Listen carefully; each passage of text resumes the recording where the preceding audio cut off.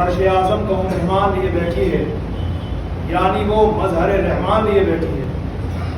عرش اعظم کا وہ مہمان لیے بیٹھی ہے، یعنی وہ مظہر رحمان لیے بیٹھی ہے۔ بی بی مریم کو ملے صاحب انجیل مگر آمینہ گود میں قرآن لیے بیٹھی ہے۔ بی بی مریم کو ملے صاحب انجیل مگر آمینہ گود میں قرآن لیے بیٹھی ہے۔ اور ہر تازگی زمین کے سینے میں آ گئی، جنت کنیز بن کے مدینے میں آ گئی۔ ہر تازگی زمین کے سینے میں آ گئی، جنت کنیز بن کے مدینے میں آ گئی۔ پھولوں کا حسن حضرت یوسف کو مل گیا، خوشبو میرے نبی کے پسینے میں آ گئی۔ آئیے سب سے پہلے انتہائی عقیدت و محبت کے ساتھ اپنے اور ساری کائنات کی مرکزی عقیدت آقا نامدار مدینے کے تاجدار دونوں عالم کے مالک و مختار، ہم غریبوں کے غمگسار، ہم بے کسوں کے مددگار، صاحب پسینہ خوشبودار، شفیع روز شمار جناب احمد مجتبی حضرت محمد رسول اللہ صلی اللہ تعالی علیہ وسلم کی بارگاہ ناز میں جی لگا کر ایک آواز ہو کر مل کر کے پڑھیں الصلاۃ والسلام علیک یا رسول اللہ وعلی آلک واصحابک یا حبیب اللہ یا نبی اللہ وعلی آلک واصحابک یا نور اللہ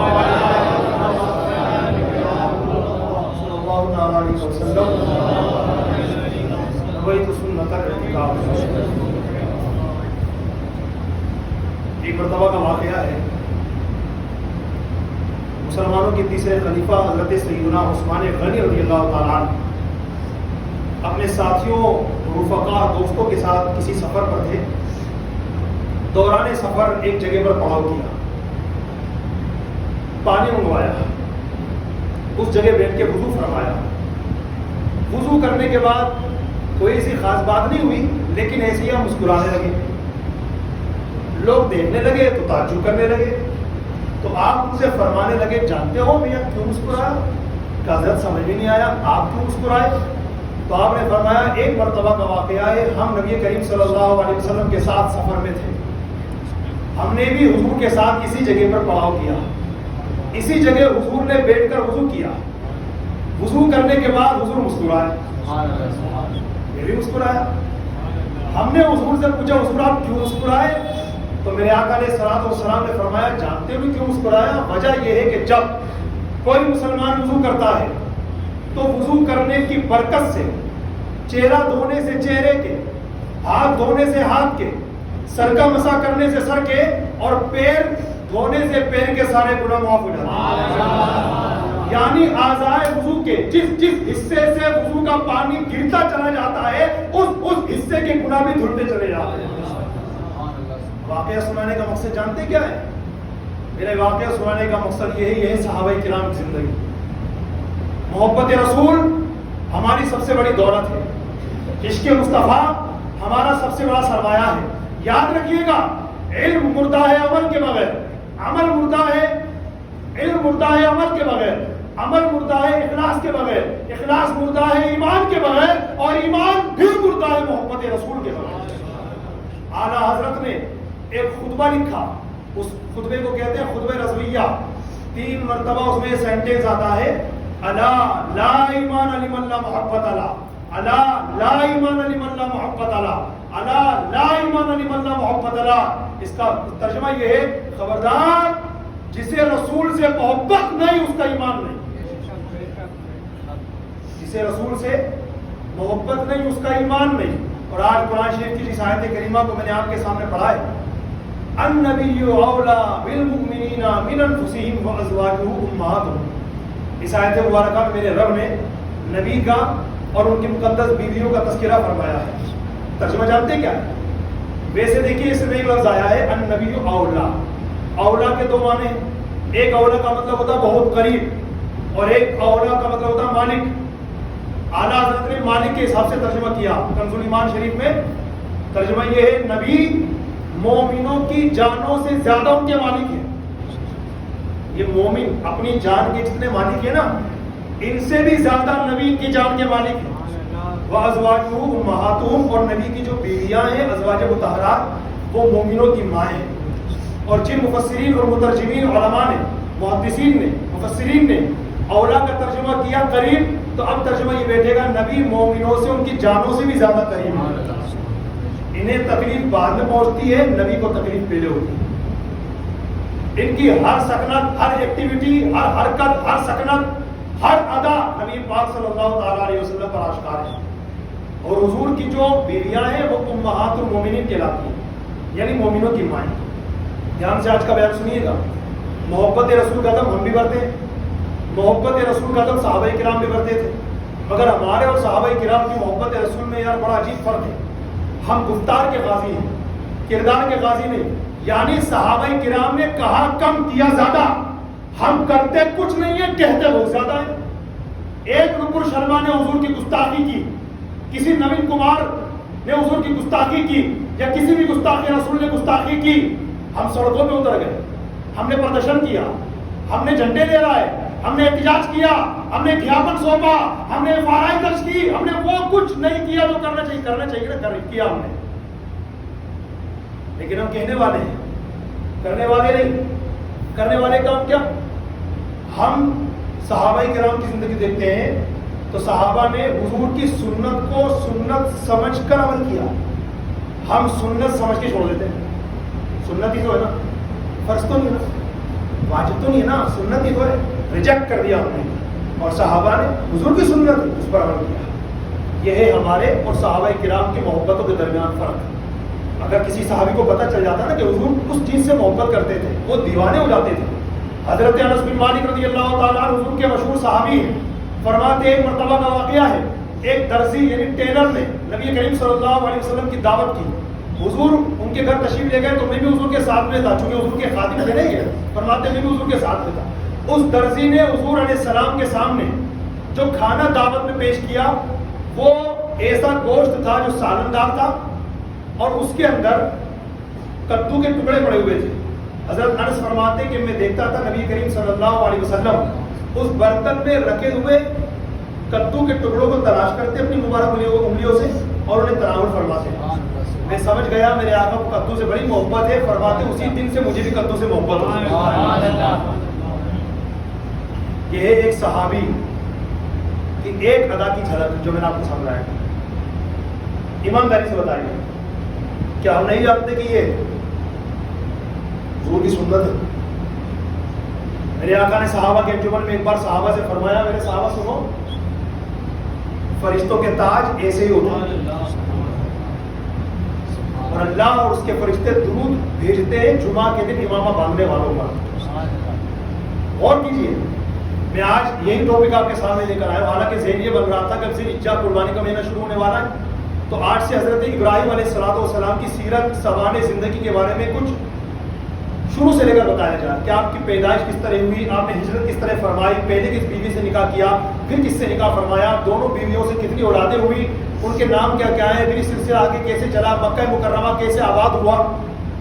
یہ سب سوچا تھا میں نے. لیکن اس وقت کا جو کرنٹ ایشو ہے, خاص طور پر ہمارے پیارے نبی حضرت مکی مدنی محمد عربی صلی اللہ علیہ وسلم کی ذات اقدس پر حضور کی شان کے حوالے سے جو ایک منفی اور نیگیٹو طور پر پروپیگنڈا کیا جا رہا ہے, اس حوالے سے کرنے دو دنیا کو, دنیا کرنے دو. اللہ پاک نے قرآن شریف نازل فرمایا اور اسی وقت اعلان فرما دیا وَرَفَعْنَا لَكَ ذِكْرَكَ, ہم نے تمہارے لیے تمہارے ذکر کو بلند کیا. اعلیٰ حضرت فرماتے ہیں تو گھٹائے کسی سے نہ گھٹائے نہ گھٹے گا, جب بڑھائے تجھے اللہ تعالیٰ دے رہا. جسے میرے رب نے عزت دی اسے گھٹا کون سکتا ہے؟ ارے دنیا کے اندر کیا ابو جہل پیدا نہیں ہوا تھا, ابو لہب پیدا نہیں ہوا تھا, یہ عتبہ شیبہ پیدا نہیں ہوئے تھے؟ کہاں چلے گئے ان کی قبر کے بارے میں, ان کے شمشان گھاٹ کے بارے میں آج سائنس اور تاریخ بتانے پر خاموش ہے. مگر ابو بکر کہاں ہے؟ وہ کائنات کو معلوم ہے. عمر کہاں ہے؟ کائنات کو معلوم ہے. عثمان غنی مولا علی کہاں ہے؟ یہ ساری کائنات کو معلوم ہے. اس لیے کہ جو اس در کا ہوا خلق خدا اس کی ہوئی, جو اس در سے پھرا اللہ اس سے پھر گیا. اس لیے ٹھوکریں کھاتے رہو گے, ان کے در پہ پڑے رہو. قافلہ تو اے رضا اول گیا آخر گیا. اللہ نے ساری عزتیں، ساری عظمتیں، ساری کی ساری شان و شوکت میرے آقا کے قدموں میں ڈھیر فرما دی. اب قیامت تک جس کو عظمت ملے گی قدم مصطفیٰ کے صدقے میں ملے گی. یاد رکھیے گا. عرض یہ کر رہا تھا ہم گفتار کے قاضی ہیں، ہمیں آتا جاتا کچھ نہیں ہے. میری گفتگو کا میرے مسلمان بھائیوں میں صرف آپ مٹھی بھر مسلمانوں کے لیے نہیں بلکہ پوری مسلم سمودائے کے لیے پیغام دے رہا ہوں. یہاں الحمدللہ تقریباً ہر جمعہ ہماری ویڈیو بنتی ہے اور یہ ویڈیو ہماری صرف ہندوستان تک نہیں، الحمدللہ میرے پاس میسیجز آتے ہیں. ابھی کچھ دنوں سے یہ ہمارا بچہ ویڈیو نہیں بنا رہا تھا تو ہمارے پاس میسیج آئے کیونکہ ہماری ویڈیو کئی جگہ جاتی ہے، انڈیا، آؤٹ آف انڈیا. پوچھتے ہیں حضرت امام صاحب اس بار کا بیان نہیں ہوا کیا، اس بار بیان نہیں ہوا کیا؟ کیونکہ الحمدللہ ہم یہاں سے جو پیغام دیتے ہیں وہ شانتی پوروک ہوتا ہے کیونکہ ہم اسلام کے ماننے والے ہیں. اسلام بنائے سین لام میم سلم سے. سلم کا مطلب ہوتا ہے سلامتی، یعنی ہمارا مذہب اسلام اپنے ماننے والوں کو یہ پیغام دیتا ہے کہ تمہیں سلامت بھی رہنا ہے، دوسروں کو بھی سلامت رکھنا ہے. آج دنیا نعرہ لگا رہی ہے جیو اور جینے دو. یہ آج دنیا کا اعلان نہیں ہے، صدیوں پہلے ہمارے اسلام نے اعلان کر دیا ہے جیو اور جینے. ہمارا مذہب شانتی پوروک مذہب ہے اور آج مسلمان کتنے شانتی پوروک ہیں، کتنے سلامتی کے ماننے والے ہیں، اپنے دیش میں کتنے اچھے طریقے سے امن و امان کی فضا کو قائم کرنا چاہتے ہیں. آپ اس کی ایک مثال لے لیں. ابھی چند دنوں پہلے 12 جون کو کربلا میدان جے پور کے اندر ہزاروں نہیں لاکھوں مسلمانوں کا اجتماع ہوا. لاکھوں لاکھ مسلمان، کئی کمزور تھے، کئی ڈرپوک تھے. اتنی بڑی تعداد میں آپ کو کہوں، نیوز پیپر دیکھا ہوگا، میڈیا دعویٰ کر رہی ہے 20 لاکھ. میں خود اس کو جھوٹ کہہ رہا ہوں، جھوٹ ہے.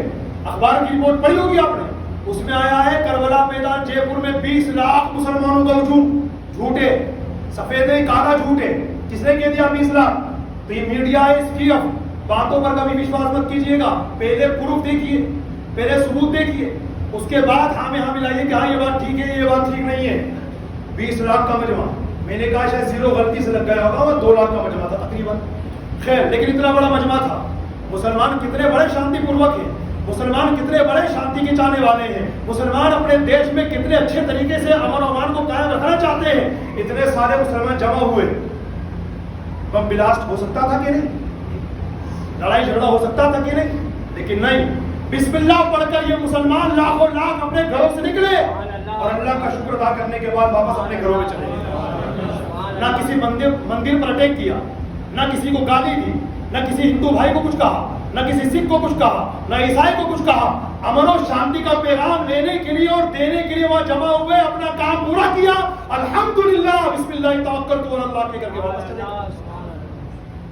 آج مسلمانوں پر الزام لگایا جا رہا ہے یہ دیش دروہی ہیں، یہ آتنکوادی ہیں، یہ گھسپیٹھیاں ہیں، یہ دیش کو برباد کرنے والے ہیں.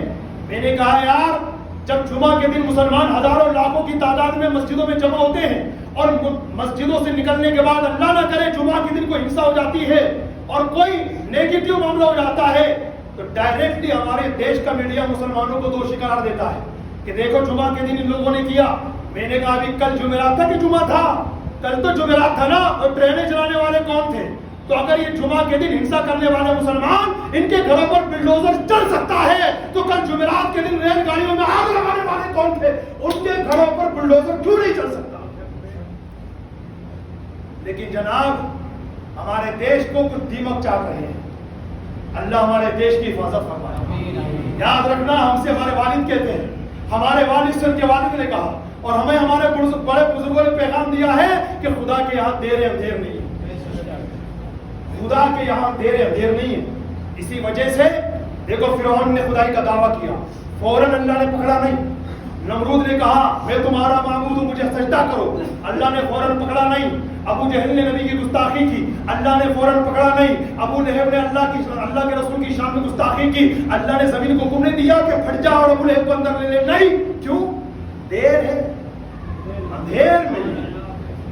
لیکن جب ظالم کا ظلم سر سے اوپر چڑھ جاتا ہے نا تو پھر اللہ کی لاٹھی برستی ہے. اور یاد رکھنا، یہ بھی ہمارے بڑے بزرگوں کی کہاوت ہے کہ اللہ کی لاٹھی میں آواز نہیں ہے. ہم تو حضور علیہ السلام کا یہ فرمان اپنے دل میں نقش کیے ہوئے ہیں، کما تدین تدان. ٹیٹ فار ٹیٹ، تم جیسا کرو گے تمہارے ساتھ بھی ویسا کیا جائے گا. بس اتنا دھیان رکھنا.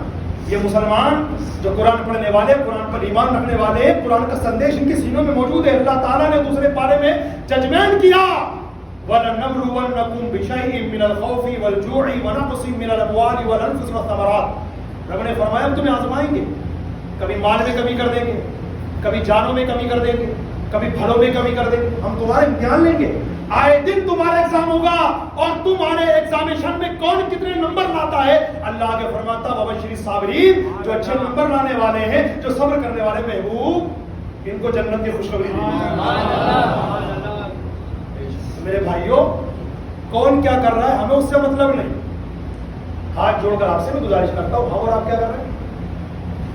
2022 کا سال شروع ہوا، ہندوستان میں رہنے والے مسلمانوں، جنوری آیا حجاب کا ایشو اٹھا، فروری آیا کشمیر کا ایشو اٹھا، مارچ آیا اردو کو لے کر ایشو اٹھا، اپریل آیا لاؤڈ اسپیکر کا ایشو اٹھا، مئی آیا تاج محل کا ایشو اٹھا، جون آیا نپور شرما کا ایشو اٹھایا گیا، اور اب جولائی آنے والا، کمنگ سون. دیکھیے کیا ہوتا ہے. ایشو اٹھتے رہیں گے. میں آپ سے پوچھتا ہوں مسلمانوں، تم کب اٹھو گے؟ حضرت اٹھے تھے نا کربلا میں، ٹھیک ہے کربلا میں اٹھے تھے. اب کیا ہوا؟ ہمارے حضور کی عزت و عظمت و شان کے حوالے سے آپ نے کوئی کردار اس کے بعد ادا کیا؟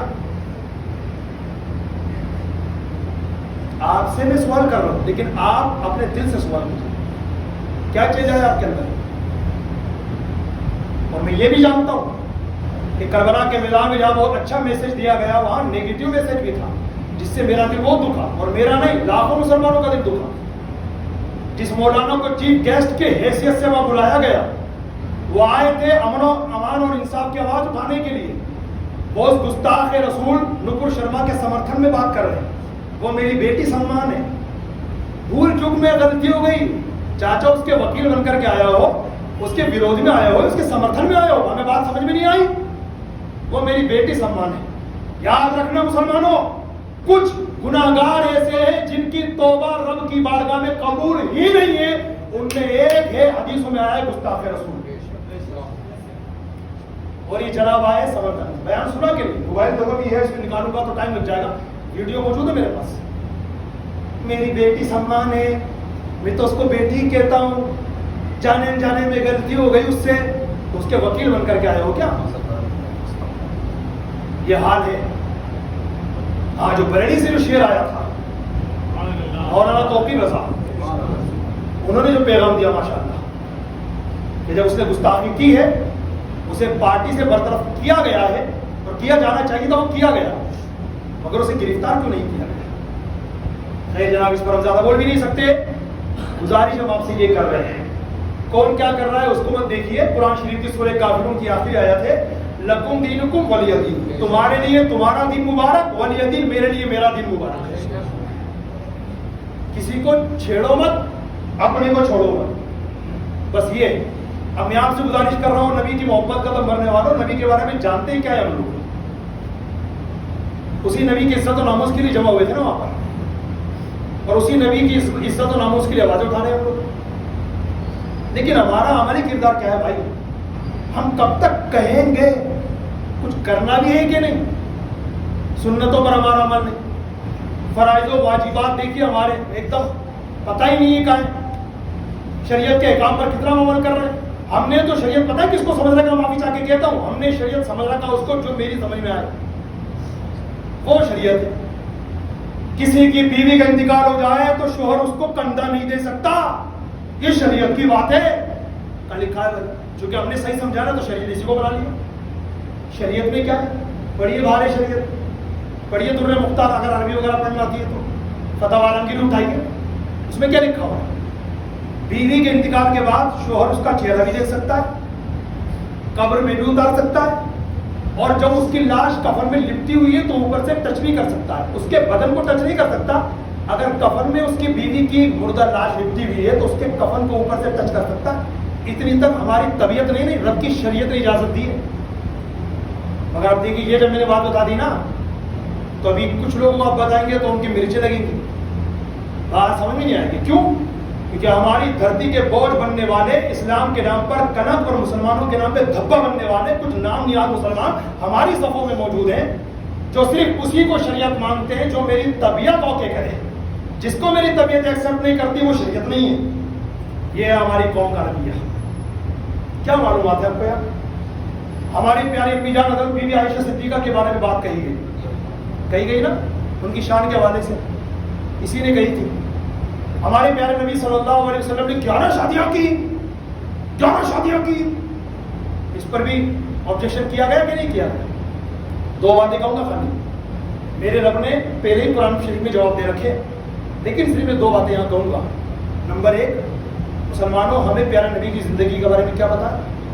بے شک ہمارے نبی صلی اللہ علیہ وسلم نے 11 شادیاں کی. ان جاہل گوار ایڈیٹ لوگوں سے کہو صرف ہمارے نبی کی 11 بیویوں کے پاٹ پڑھ کر کے تم بوکھلا گئے. 11 شادیاں کی. پہلے کے نبیوں کی زندگی پڑھیے. یہودی بھی اعتراض کرتے تھے ہمارے نبی کے زمانے میں کہ حضرت سلیمان علیہ السلام نے اتنی شادیاں کی. نہیں، ہمارے نبی کے اوپر یہودی نے اعتراض کیا کہ آپ نے 11 شادیاں کی. تو اللہ نے قرآن شریف میں آیت نازل فرمائی، میرے نبی کے 11 شادیاں کرنے پر بوکھلانے والوں، اعتراض کرنے والوں، جن نبیوں پر تم ایمان رکھتے ہو، حضرت داؤد علیہ السلام ان کی 100 بیویاں تھیں.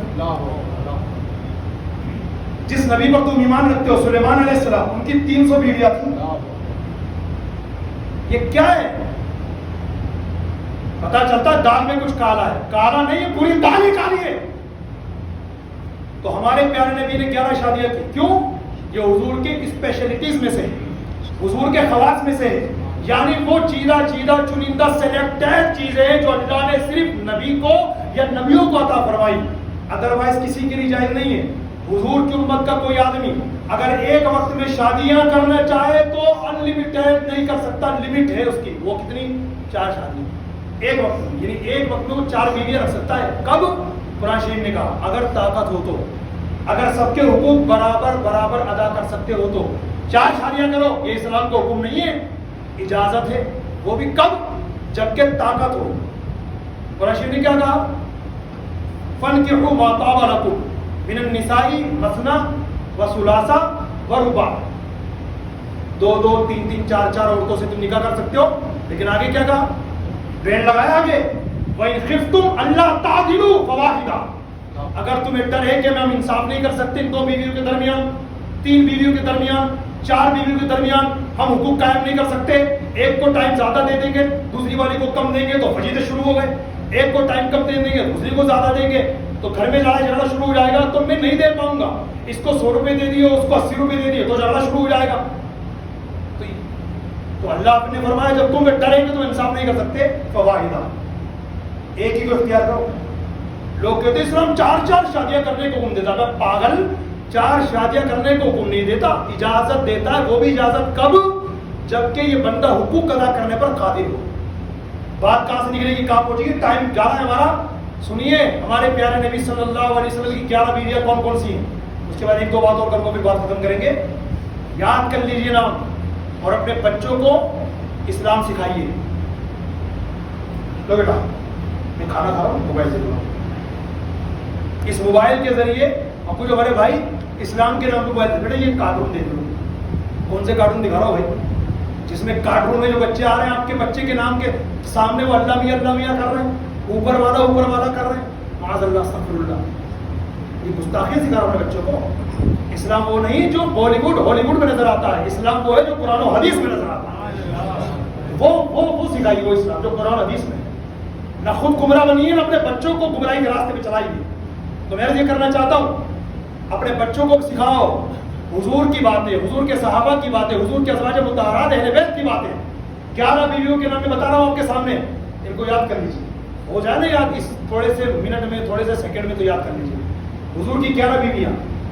نمبر 1 حضرت خدیجہ، نمبر 2 حضرت سودا، نمبر 3 حضرت عائشہ، نمبر 4 حضرت حفصہ، نمبر 5 حضرت ام سلمہ، نمبر 6 حضرت ام حبیبہ، نمبر 7 حضرت زینب بنت جحش، نمبر 8 حضرت زینب بنت خزیمہ، نمبر 9 حضرت میمونہ، نمبر 10 حضرت جویریہ، نمبر 11 حضرت صفیہ. کہیے سبحان اللہ.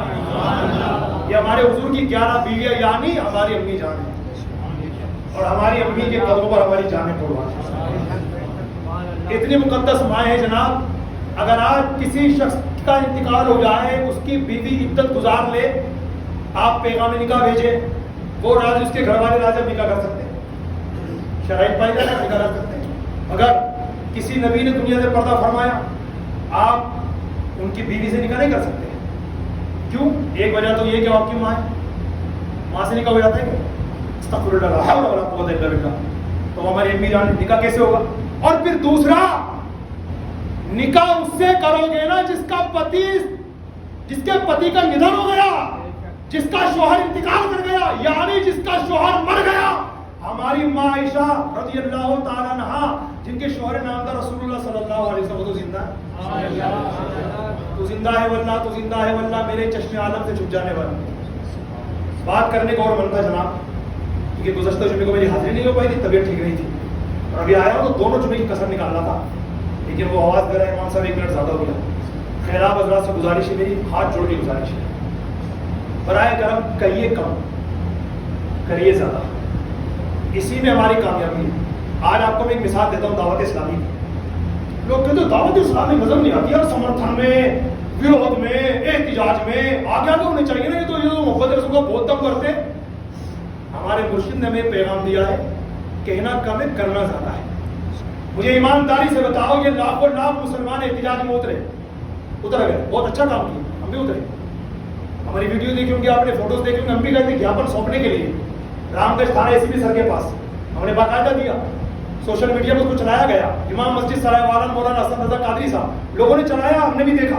میں آپ سے گزارش کر رہے ہیں, ہم گئے تو کیا یہ اس بات کی نشانی ہوگی کہ ہم ہی عاشق رسول ہیں؟ جو امام صاحب آپ کو وہاں نظر نہیں آ رہے کہ وہ عاشق رسول نہیں ہے؟ ایسی بات نہیں ہے, ایسی بات ہرگز نہیں ہے.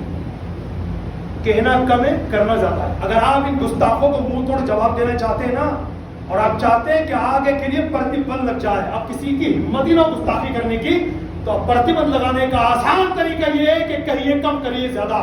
یعنی ہمارے حضور نے دنیا میں تشریف لانے کے بعد اپنے صحابہ کو, اپنے غلاموں کو جو علم دیا, جو پرچار کرنے کا حکم دیا, اور جو میرے حضور نے مشن عطا فرمایا نا, اسی مشن کو لے کے آگے بڑھ جاؤ. ہمارے سر پہ امامیں نظر آنی چاہیے, ہمارے سر پہ ٹوپیاں نظر آنی چاہیے, ہمارے چہروں پر ایکٹر اور کرکٹر کے مطابق نہیں, حضور علیہ السلام کی سنت کے مطابق داڑھی نظر آنی چاہیے. آج ہمارا طریقہ یہ, ہمیں اور کسی گستاخ رسول کو بھی سامنے پاس کھڑا کر دو گے نا, فوٹو کھنچوا دونوں ساتھ میں, کوئی پتہ ہی نہیں کرے گا مسلمان کون ہے غیر مسلم کون ہے. ہمارا چہرہ ایسا ہے, ہمارے کپڑے, ہمارا کریکٹر ایسا ہے. چاہتے ہیں نا, میں آج مسجد سلاوالان سے بڑی ذمہ داری کے ساتھ اب کوئی پیغام دے کے جا رہا ہوں, اگر آپ چاہتے ہیں کہ گستاخیوں کے دور ختم ہو جائے, فرانس میں حضور کی گستاخی ہوئی, پتہ ہے سب کو کتنی خطرناک گستاخی ہوئی تھی. ہمارے پڑوسی ملک کے مسلمانوں نے حکومت کا جھیل حرام کر دیا, لیکن اس کمینے کو پھانسی نہیں دی گئی. پھانسی تو بڑے دور کے بعد گرفتار نہیں کیا گیا, کھلے سان کی طرح گھوم رہا ہے. مگر دعوت اسلامی کے نگرانی شورا حضرت مولانا حاجی نانی تاری صاحب نے اعلان فرمایا کہ ہمیں ہمارے امیر اہل سنت نے یہ فرمایا ہے کہ آپ گستاخ رسول کو بھولتے نہیں ہیں, اور انشاءاللہ وہ کام کر کے دکھائیں گے, دنیا دیکھے گی. وہ فرانس جس کنٹری میں دعوت اسلامی کا پہلے بھی کام تھا, آج گستاخی ہوئی. دعوت اسلامی نے تاریخی کام کیا کیا دیکھا ہوگا آپ نے, میڈیا دیکھیے الحمدللہ, مدنی چینل دیکھیے, یوٹیوب پہ دعوت اسلامی کی ویڈیوز دیکھیے, ہمارے سب سے لیے ہمارے موبائل بڑی پڑی ہے. وہاں الحمدللہ غیر مسلموں کی عبادت گاہ ہے, وہاں کے چرچ اور نہ جانے کیا کیا, جہاں شیطانوں کی پوجا ہوتی تھی, الحمدللہ دعوت اسلامی نے انہیں خریدا اور انہیں اللہ کا گھر بنایا, مسجد بنایا, مدرسہ بنایا, جامعۃ المدینہ بنایا, دار المدینہ اسکول اسلامک سسٹم بنایا, اور وہاں پر پہلے شیطان کو سجدہ ہوتا تھا, اور وہاں رحمان کو سجدہ ہوتا ہے. یہ ہے زبردست تماچا ان کے منہ پر. اب کبھی ہمت نہیں کر سکتے گستاخی کرنے کی, کیوں؟ پتہ ہے ہم کچھ بولیں گے نا یہ ایک اور مسجد بنا دیں گے, پتہ ہے ہم گستاخی کریں گے نا یہ ایک اور بہت بڑا مدرسہ بنا دیں گے, پتہ ہے اگر گستاخی کریں گے نا یہ لوگ بہت بڑے اسلامک کالج بنا دیں گے. تو کام کرو تو ایسا کرو. اور ہمارا آخری پیغام ہے میرے بھائیوں, آخری پیغام, ویڈیو بھی ہماری بنتی ہے نا, احتجاج میں جا رہے ہیں, میں معافی چاہ کے کہتا ہوں, اگر اب کبھی احتجاج میں جاؤ نا, پہلے تو آج تو بالکل آپ کو کچھ بھی نہیں کرنا. ہمارے علماء کی طرف سے آج خاص طور سے آج جمعہ کے دن کے حوالے 17 جون جمعہ کے حوالے سے ہمیں خاص جو ہے تاکید کی گئی ہے کہ برائے کرم گزشتہ جمعے کو جو ہوا ہے نا ہمارے دیش کے مختلف شہروں کے اندر, اس کو بھولیے مت. کتنے ہمارے مسلمان نوجوان شہید ہو چکے ہیں, اللہ ان کی قبروں پر رحمت کی بارش نازل کرے, ان کی ماں کی گودیں اجڑ دیں. اسی ہماری بے وقوفی کی وجہ سے ویڈیو بناؤ میری ویڈیو بنا, کہا بھیا احتجاج میں جا رہا ہوں, ویڈیو بنی ناچ رہا ہے یہ مسلمان, کیا حضور ان کے صحابہ نے معاذ اللہ ناچنے سکھایا؟ تو ڈھنگ کوئی طور طریقہ بھی نہیں ہے کہ احتجاج میں جاتے کس طرح, شانتی پوروک کر رہے ہیں, کوئی شانتی پوروک میں کوئی کتا ہے جو بندر کی طرح. میرے بھائیوں, اللہ کے واسطے باتوں کو سمجھیے. بار بار اسپیچ دی جاتی ہے, بار بار سمجھایا جاتا ہے, پھر بھی نہیں آتی بات سمجھ میں, تو تباہی کے لیے تیار رہی. جون تک نقل شرما کا ایشو تھا, جنوری فروری مارچ اپریل مئی جون 6 مہینے. اب دیکھیے 7ویں مہینے پہ پھر کیا ہوتا ہے, پھر نکلنا ریلی لے کر کے, پھر نکلنا. مت کیجیے. پرتیبندھ لگانا چاہو تو پھر یہ ہے محمد کی محبت دین حق کی شرط اول ہے, اسی میں ہو اگر خامی تو سب کچھ نامکمل ہے. تو میرا آخری سینٹینس پھر یاد رکھیے, کہنا کم ہے کرنا زیادہ ہے انشاءاللہ.